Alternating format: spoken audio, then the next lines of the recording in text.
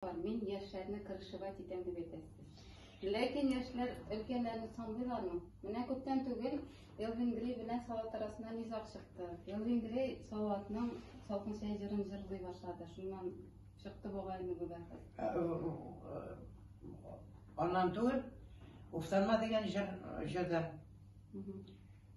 Хәзер бит җырларны сатып алалар. Әгәр җырлар сатып алынмаган икән, элекеге җырларны баралар да сатып алалар. Салават белән Элвин Грей арасында бөтенләй тавышларга тиешле бер.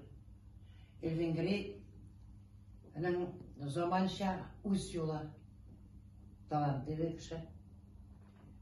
Аннан соң мен әйтер идем, бүгенге көнне ул безнең Татарстан, Башкортстанның Майкл Джексоны шул уровеньда эшли ул.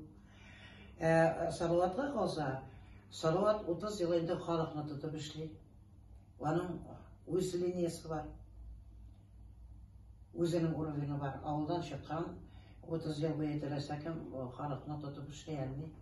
Бүгенге көнне халыкны җыеп әйбәтләп эшли. Bir җирдә Салаватның хәтере калган икән, әле алар дошман дигән сүз түгел.